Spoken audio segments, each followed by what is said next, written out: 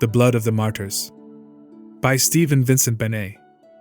The man who expected to be shot lay with his eyes open, staring at the upper left-hand corner of his cell.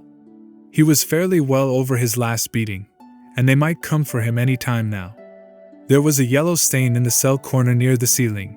He had liked it at first, then disliked it. Now he was coming back to liking it again. He could see it more clearly with his glasses on, but he only put on his glasses for special occasions now, the first thing in the morning, and when they brought the food in, and for interviews with the general. The lenses of the glasses had been cracked in a beating some months before, and it strained his eyes to wear them too long. Fortunately, in his present life he had very few occasions demanding clear vision. But nevertheless, the accident to his glasses worried him, as it worries all nearsighted people. You put your glasses on the first thing in the morning and the world leaps into proportion.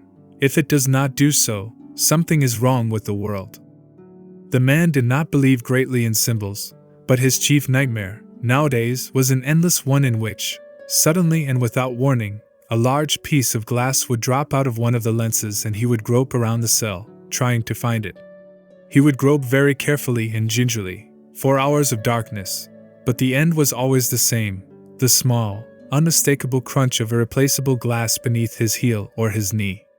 Then he would wake up sweating, with his hands cold.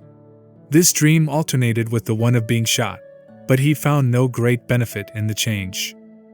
As he lay there, you could see that he had an intellectual head, the head of a thinker or a scholar, old and bald, with the big, domed brow. It was, as a matter of fact, a well-known head. It had often appeared in the columns of newspapers and journals, sometimes when the surrounding text was in a language Professor Malzius could not read. The body, though stooped and worn, was still a strong peasant body and capable of surviving a good deal of ill-treatment, as his captors had found out. He had fewer teeth than when he came to prison, and both the ribs and the knee had been badly set, but these were minor matters. It also occurred to him that his blood count was probably poor. However, if he could ever get out into a first-class hospital, he was probably good for at least 10 years more of work. But of course, he would not get out. They would shoot him before that, and it would be over. Sometimes he wished passionately that it would be over, tonight, this moment. At other times he was shaken by the mere blind fear of death. The latter he tried to treat as he would have treated an attack of malaria, knowing that it was an attack, but not always with success. He should have been able to face it better than most. He was Gregor Malzius, the scientist, but that did not always help. The fear of death persisted, even when one had noted and classified it as a purely physical reaction. When he was out of here, he would be able to write a very instructive little paper on the fear of death. He could even do it here, if he had writing materials, but there was no use asking for those. Once they had been given him, and he had spent 2 days quite happily. But they had torn up the work and spat upon it in front of his face. It was a childish thing to do, but it discouraged a man from working. It seemed odd that he had never seen anybody shot, but he never had. During the war, his reputation and his bad eyesight had exempted him from active service. He had been bombed a couple of times when his reserve battalion was guarding the railway bridge, but that was quite different. You were not tied to a stake, and the airplanes were not trying to kill you as an individual. He knew the place where it was done here, of course. But prisoners did not see the executions, they merely heard, if the wind was from the right quarter. He had tried again and again to visualize how it would be, but it always kept mixing with an old steel engraving he had seen in boyhood, the execution of William Walker, the American filibuster, in Honduras. William Walker was a small man with a white semi-Napoleonic face. He was standing, very correctly dressed, in front of an open grave, and before him a ragged line of picturesque natives were raising their muskets. When he was shot he would instantly and tidily fall into the grave, like a man dropping through a trap door. As a boy, the extreme neatness of the arrangement had greatly impressed Gregor Malzius. Behind the wall there were palm trees, and somewhere off to the right, blue and warm, the Caribbean Sea. It would not be like that at all, for his own execution, and yet, whenever he thought of it as being like that. Well, it was his own fault. He could have accepted the new regime, some respectable people had done that. He could have fled the country. Many honorable people had. A scientist should be concerned with the eternal, not with transient political phenomena, and a scientist should be able to live anywhere. But 30 years at the university were 30 years, and after all, he was Malzius, one of the first biochemists in the world. To the last, he had not believed that they would touch him. Well, he had been wrong about that. The truth, of course, was the truth. One taught it or one did not teach it. If one did not teach it, it hardly mattered what one did. But he had no quarrel with any established government. He was willing to run up a flag every Tuesday, as long as they let him alone. Most people were fools, and one government was as good as another for them. It had taken them 20 years to accept his theory of cell mutation. Now, if he'd been like his friend Bonnard, a fellow who signed protests, attended meetings for the cause of world peace, and generally played the fool in public, they'd have had some reason to complain. An excellent man in his field, Bonnard, none better. But outside of it, how deplorably like an actor, with his short gray beard, his pink cheeks and his impulsive enthusiasms. Any government could put a fellow like Bonnard in prison, though it would be an injury to science and, therefore, wrong. For that matter, he thought grimly, Bonnard would enjoy being a martyr.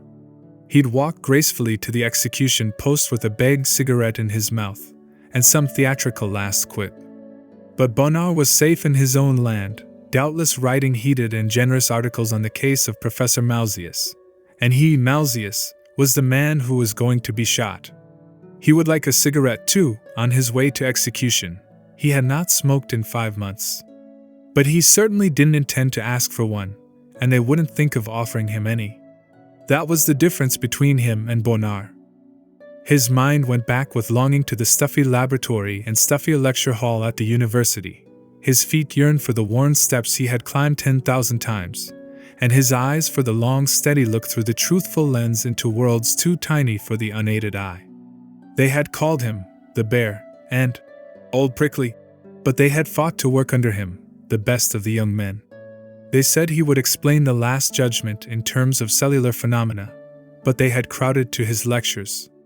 It was Williams, the Englishman, who had made up the legend that he carried a chocolate eclair and a set of improper postcards in his battered briefcase. Quite untrue, of course. Chocolate always made him ill, and he had never looked at an improper postcard in his life. And Williams would never know that he knew the legend, too, for Williams had been killed long ago in the war. For a moment, Professor Malzius felt blind hate at the thought of an excellent scientific machine like Williams being smashed in a war. But blind hate was an improper emotion for a scientist, and he put it aside. He smiled grimly again. They hadn't been able to break up his classes. Lucky he was the Bear. He'd seen one colleague hooted from his desk by a band of determined young hoodlums. Too bad. But if a man couldn't keep order in his own classroom, he'd better get out. They'd wrecked his own laboratory, but not while he was there. It was so senseless, so silly. In God's name, he said reasonably to no one, what sort of conspirator do you think I would make? A man of my age and habits. I am interested in cellular phenomena. And yet they were beating him because he would not tell about the boys. As if he had even paid attention to half the nonsense. There were certain passwords and greetings. A bar of music you whistled, entering a restaurant. The address of a firm that specialized, ostensibly, in vacuum cleaners. But they were not his own property. They belonged to the young men who had trusted the Bear. He did not know what half of them meant, and the one time he had gone to a meeting, he had felt like a fool. For they were fools and childish, playing the childish games of conspiracy that people like Bonnard enjoyed. Could they even make a better world than the present? He doubted it extremely. And yet he could not betray them. They had come to him, looking over their shoulders, with darkness in their eyes. A horrible, an appalling thing, to be trusted. He had no wish to be a guide and counselor of young men. He wanted to do his work. Suppose they were poor and ragged and oppressed. He had been a peasant himself. He had eaten black bread. It was by his own efforts that he was Professor Malzius. He did not wish the confidences of boys like Gregopolis and the others, for, after all, what was Gregopolis? An excellent and untiring laboratory assistant, and a laboratory assistant he would remain to the end of his days. He had pattered about the laboratory like a fox terrier, with a fox terrier's quick bright eyes. Like a devoted dog, he had made a god of Professor Malzius. "I don't want your problems, man. I don't want to know what you are doing outside the laboratory." But Gregopolis had brought his problems and his terrible trust nonetheless, humbly and proudly, like a fox terrier with a bone. After that, well, what was a man to do? He hoped they would get it over with, and quickly. The world should be like a chemical formula, full of reason and logic. Instead, there were all these young men, and their eyes. They conspired, hopelessly and childishly, for what they called freedom against the new regime. They wore no overcoats in winter, and were often hunted and killed. Even if they did not conspire, they had miserable little love affairs and ate the wrong food. Yes, even before, at the university, they had been the same. Why the devil would they not accept? Then they could do their work. Of course, a great many of them would not be allowed to accept. They had the wrong ideas or the wrong politics. But then they could run away. If Malzius, at 20, had had to run from his country, he would still have been a scientist. To talk of a free world was a delusion. Men were not free in the world. Those who wished got a space of time to get their work done. That was all. And yet he had not accepted. He did not know why. Now he heard the sound of steps along the corridor. His body began to quiver, and the places where he had been beaten hurt him. He noted it as an interesting reflex. Sometimes they merely flashed a light in the cell and passed by. On the other hand, it might be death. It was a hard question to decide. The lock creaked, the door opened. "Get up, Malzius!" said the hard, bright voice of the guard. Gregor Malzius got up, a little stiffly, but quickly. "Put on your glasses, you old fool," said the guard, with a laugh. "You are going to the general." Professor Malzius found the stone floors of the corridor uneven, though he knew them well enough. Once or twice the guard struck him, lightly and without malice, as one strikes an old horse with a whip. The blows were familiar and did not register on Professor Malzius' consciousness. He merely felt proud of not stumbling. He was apt to stumble. Once he had hurt his knee. He noticed, it seemed to him, an unusual tenseness and officiousness about his guard. Once, even, in a brightly lighted corridor the guard moved to strike him, but refrained. However, that, too, happened occasionally, with one guard or another, and Professor Malzius merely noted the fact. It was a small fact, but an important one in the economy in which he lived. But there could be no doubt that something unusual was going on in the castle. There were more guards than usual, many of them strangers. He tried to think, carefully, as he walked, if it could be one of the new national holidays. It was hard to keep track of them all. The general might be in a good humor. Then they would merely have a cat-and-mouse conversation for half an hour, and nothing really bad would happen. Once, even, there had been a cigar. Professor Malzius, the scientist, licked his lips at the thought. Now he was being turned over to a squad of other guards, with salutings. This was really unusual. Professor Malzius bit his mouth, inconspicuously. He had the poignant distrust of a monk or an old prisoner at any break in routine. Old prisoners are your true conservatives. They only demand that the order around them remains exactly the same. It alarmed him as well that the new guards did not laugh at him. New guards almost always laughed when they saw him for the first time. He was used to the laughter and missed it. His throat felt dry. He would have liked, just once, to eat at the university restaurant before he died. It was bad food, ill-cooked and starchy, food good enough for poor students and professors, but he would have liked to be there, in the big smoky room that smelt of copper boilers and cabbage, with a small cup of bitter coffee before him and a cheap cigarette. He did not ask for his dog or his notebooks, the old photographs in his bedroom, his incomplete experiments, or his freedom. Just to lunch once more at the university restaurant and have people point out the bear. It seemed a small thing to ask, but of course it was quite impossible. "Halt!" said a voice, and he halted. There were, for the third time, salutings. Then the door of the general's office opened, and he was told to go in. He stood, just inside the door, in the posture of attention, as he had been taught. The crack in the left lens of his glasses made a crack across the room, and his eyes were paining him already, but he paid no attention to that. There was the familiar figure of the general, with his air of a well-fed and extremely healthy tomcat, and there was another man, seated at the general's desk. He could not see the other man very well. The crack made him bulge and waver, but he did not like his being there. "Well, Professor," said the general, in an easy, purring voice. Malzius's entire body jerked. He had made a fearful, an unpardonable omission. He must remedy it at once. "Long live the state!" he shouted in a loud, thick voice, and saluted. He knew bitterly that his salute was ridiculous and that he looked ridiculous, making it. But perhaps the general would laugh. He had done so before.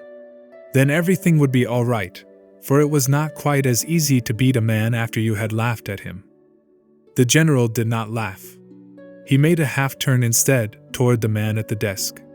The gesture said, "You see, he is well trained." It was the gesture of a man of the world, accustomed to deal with unruly peasants and animals, the gesture of a man fitted to be general. The man at the desk paid no attention to the general's gesture. He lifted his head, and Malzius saw him more clearly and with complete unbelief. It was not a man but a picture come alive. Professor Malzius had seen the picture 100 times. They had made him salute and take off his hat in front of it, when he had had a hat. Indeed, the picture had presided over his beatings. The man himself was a little smaller, but the picture was a good picture. There were many dictators in the world, and this was one type. The face was white, beaky, and semi-Napoleonic. The lean, military body sat squarely in its chair. The eyes dominated the face, and the mouth was rigid. I remember also a hypnotist, and a woman Charcot showed me, at his clinic in Paris, thought Professor Malzius. But there is also, obviously, an endocrine unbalance. Then his thoughts stopped. "Tell the man to come closer," said the man at the desk. "Can he hear me? Is he deaf?" "No, Your Excellency," said the general, with enormous, purring respect. "But he is a little old, though perfectly healthy. Are you not, Professor Malzius?" "Yes, I am perfectly healthy. I am very well treated here," said Professor Malzius, in his loud, thick voice. They were not going to catch him with traps like that, not even by dressing up somebody as the dictator. He fixed his eyes on the big old-fashioned inkwell on the general's desk, that, at least, was perfectly sane. "Come closer," said the man at the desk to Professor Malzius, and the latter advanced till he could almost touch the inkwell with his fingers. Then he stopped with a jerk, hoping he had done right. The movement removed the man at the desk from the crack in his lenses, and Professor Malzius knew suddenly that it was true. This was, indeed, the dictator, this man with the rigid mouth. He began to talk.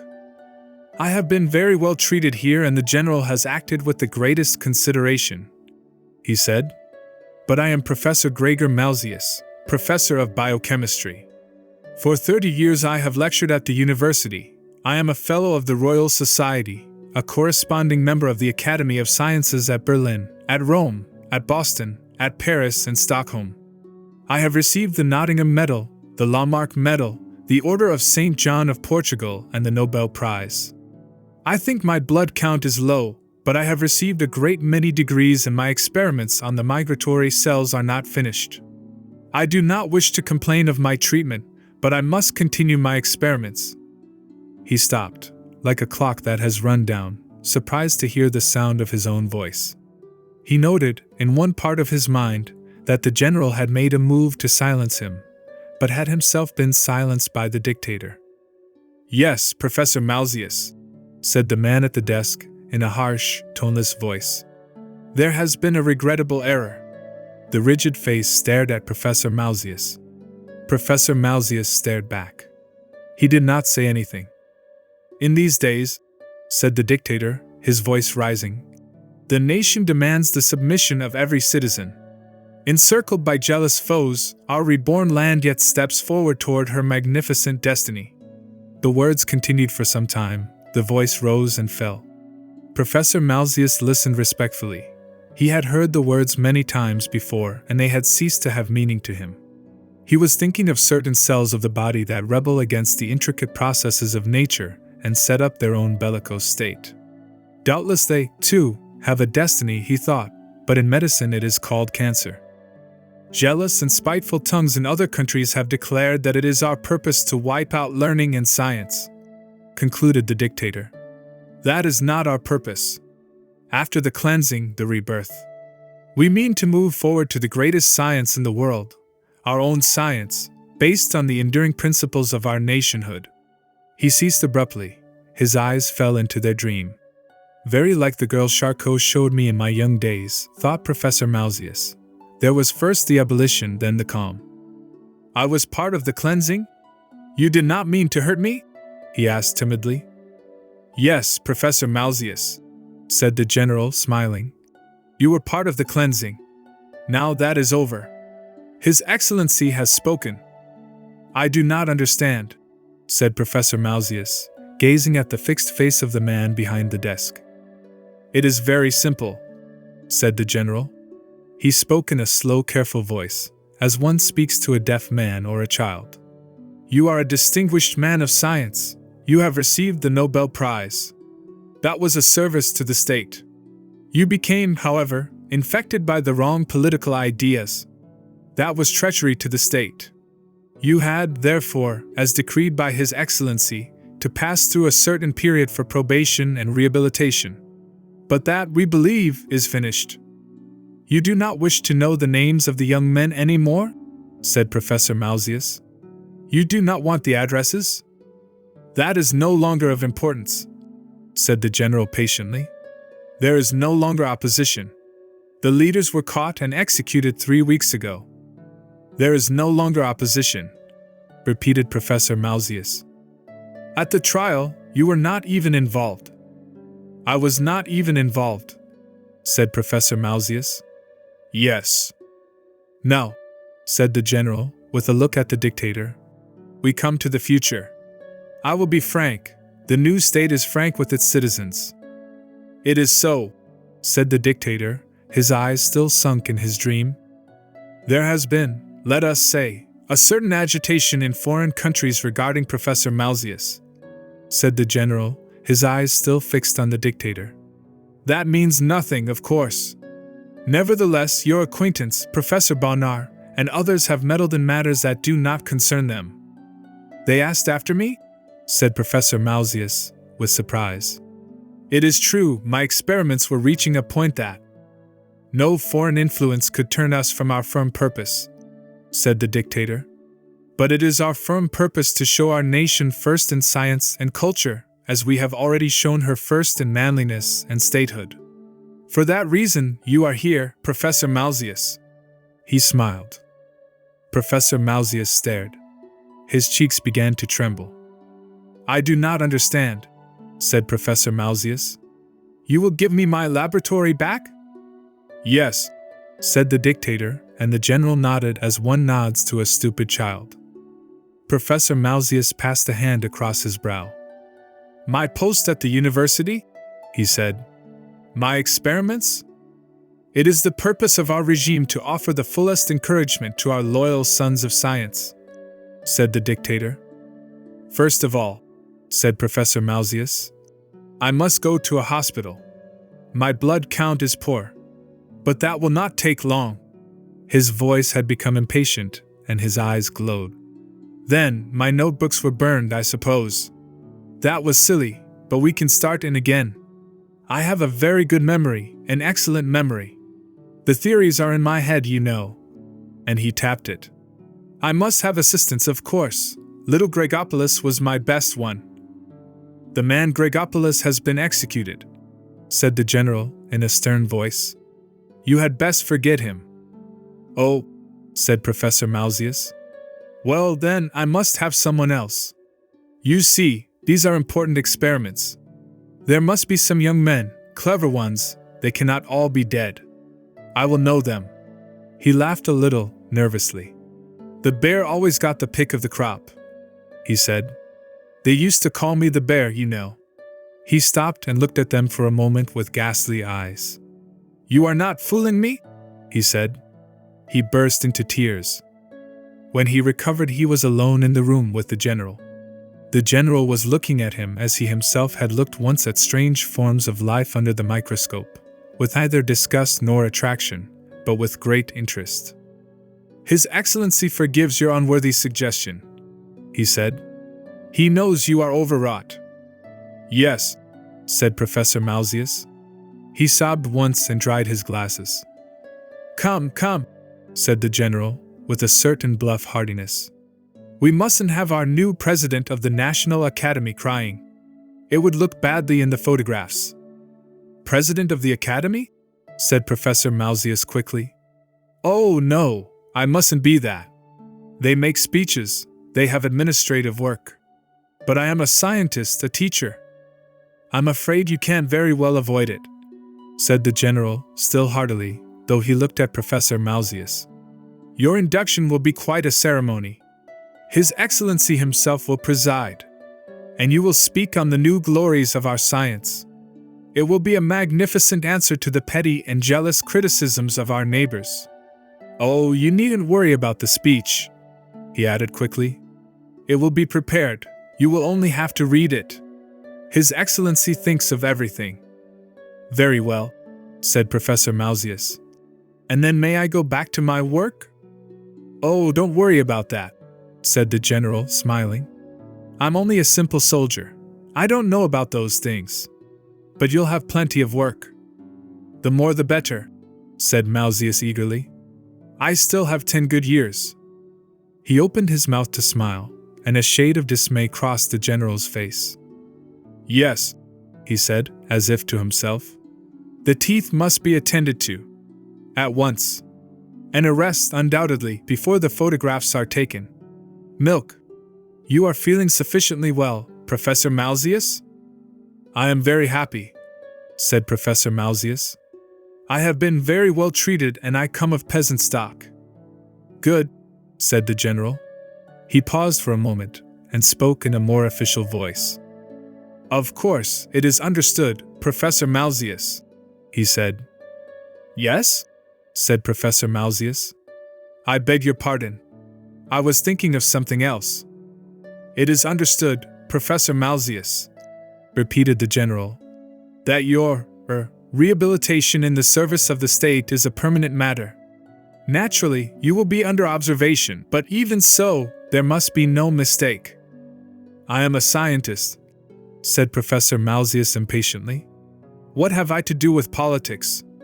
If you wish me to take oaths of loyalty, I will take as many as you wish." "I am glad you take that attitude," said the general, though he looked at Professor Malzius curiously. "I may say that I regret the unpleasant side of our interviews. I trust you bear no ill will." "Why should I be angry?" said Professor Malzius. "You were told to do one thing. Now you are told to do another. That is all." "It is not quite so simple as that," said the general rather stiffly. He looked at Professor Malzius for a third time. "And I'd have sworn you were one of the stiff-necked ones," he said. Well, every man has his breaking point, I suppose. In a few moments you will receive the final commands of His Excellency. Tonight you will go to the capital and speak over the radio. You will have no difficulty there, the speech is written. But it will put a quietus on the activities of our friend Bonnard and the question that has been raised in the British Parliament. Then a few weeks of rest by the sea and the dental work, and then, my dear President of the National Academy, you will be ready to undertake your new duties. I congratulate you and hope we shall meet often under pleasant auspices." He bowed from the waist to Malzius, the bow of a man of the world, though there was still something feline in his mustaches. Then he stood to attention, and Malzius, too, for the dictator had come into the room. "It is settled?" said the dictator. "Good. Gregor Malzius, I welcome you to the service of the new state. You have cast your errors aside and are part of our destiny." "Yes," said Professor Malzius. "I will be able to do my work now." The dictator frowned a little. "You will not only be able to continue your invaluable researches," he said, "but you will also be able, and it will be part of your duty, to further our national ideals. Our reborn nation must rule the world for the world's good. There is a fire within us that is not in other stocks. Our civilization must be extended everywhere. The future wills it. It will furnish the subject of your first discourse as president of the Academy." "But," said Professor Malzius, in a low voice, "I am not a soldier. I am a biochemist. I have no experience in these matters you speak of." The dictator nodded. "You are a distinguished man of science," he said. "You will prove that our women must bear soldiers, our men abandon this nonsense of republics and democracies for trust in those born to rule them. You will prove by scientific law that certain races, our race in particular, are destined to rule the world. You will prove they are destined to rule by the virtues of war, and that war is part of our heritage." "But," said Professor Malzius, "it is not like that. I mean," he said, "one looks and watches in the laboratory. One waits for a long time. It is a long process, very long. And then, if the theory is not proved, one discards the theory. That is the way it is done. I probably do not explain it well. But I am a biochemist. I do not know how to look for the virtues of one race against another, and I can prove nothing about war, except that it kills. If I said anything else, the whole world would laugh at me." "Not one in this nation would laugh at you," said the dictator. "But if they do not laugh at me when I am wrong, there is no science," said Professor Malzius, knotting his brows. He paused. "Do not misunderstand me," he said earnestly. "I have 10 years of good work left. I want to get back to my laboratory. But you see, there are the young men, if I am to teach the young men." He paused again, seeing their faces before him. There were many. There was Williams, the Englishman, who had died in the war, and little Gregopolis with the fox terrier eyes. There were all who had passed through his classrooms, from the stupidest to the best. They had shot little Gregopolis for treason, but that did not alter the case. From all over the world they had come. He remembered the Indian student and the Chinese. They wore cheap overcoats. They were hungry for knowledge. They ate the bad, starchy food of the poor restaurants. They had miserable little love affairs and played childish games of politics, instead of doing their work. Nevertheless, a few were promising. All must be given the truth. It did not matter if they died, but they must be given the truth. Otherwise there could be no continuity, and no science. He looked at the dictator before him. Yes, it was a hysteric face. He would know how to deal with it in his classroom. But such faces should not rule countries or young men. One was willing to go through a great many meaningless ceremonies in order to do one's work, wear a uniform or salute, or be president of the Academy. That did not matter. It was part of the due to Caesar. But not to tell lies to young men on one's own subject. After all, they had called him the bear and said he carried improper postcards in his briefcase. They had given him their terrible confidence, not for love or kindness, but because they had found him honest. It was too late to change. The dictator looked sharply at the general. "I thought this had been explained to Professor Malzius," he said. "Why, yes," said Professor Malzius. "I will sign any papers. I assure you I am not interested in politics. A man like myself, imagine! One state is as good as another. And I miss my tobacco. I have not smoked in 5 months. But you see, one cannot be a scientist and tell lies." He looked at the two men. "What happens if I do not?" he said in a low voice. But looking at the dictator, he had his answer. It was a fanatic face. "Why, we shall resume our conversations, Professor Malzius," said the general, with a simper. "Then I shall be beaten again," said Professor Malzius. He stated what he knew to be a fact. "The process of rehabilitation is obviously not quite complete," said the general, "but perhaps in time." "It will not be necessary," said Professor Malzius. "I cannot be beaten again." He stared wearily around the room.